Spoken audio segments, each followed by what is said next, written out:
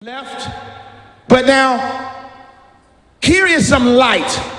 A priest comes down the road, sees this man beat up. Well, you would think, here it is, some help coming. Priest comes. You know what he does? The priest looks at him, crosses the street to avoid him, to go about his business. Another churchy person comes, called a Levite. The priest and the Levite, both of them schooled in the Holy Writ. They knew what they were supposed to do. What does he do? Well, no one else is looking. I can act like I didn't see him.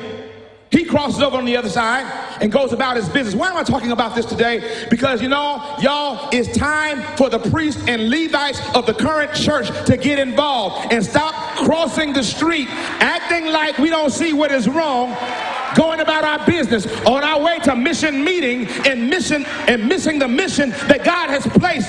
Do you not know that the things God allows you to see, experience, is one of the ways God is soliciting for you to get involved?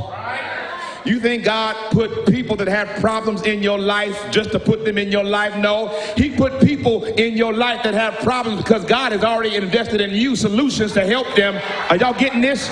Are y'all getting this? Are y'all getting this? Oh man, y'all can't say amen today. Y'all quiet up in the house today, man. I'm talking to every one of us in here, including myself.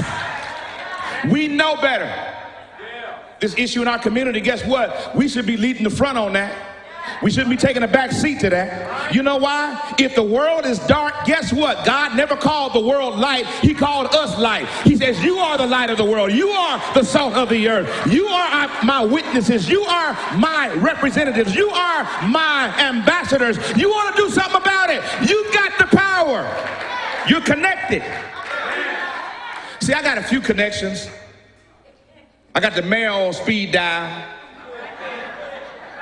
I used to have Nico's number when he was running the first time. I don't know if I still have it.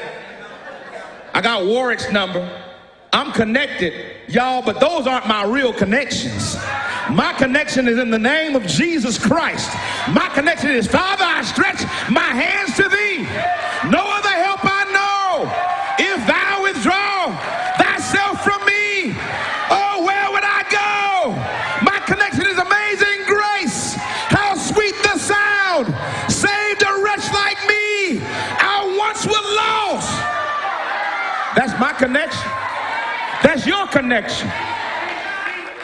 The priest Levi crosses over, act like they didn't even see what happened.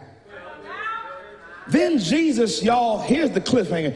Jesus turns the corner in the story. Watch this, because it didn't say it at the beginning, but if you understand biblical understanding and language, how it's formed and put together, usually when the text says a certain man and does not give the culture or ethnicity of that man, it's assumed that man is a Jew.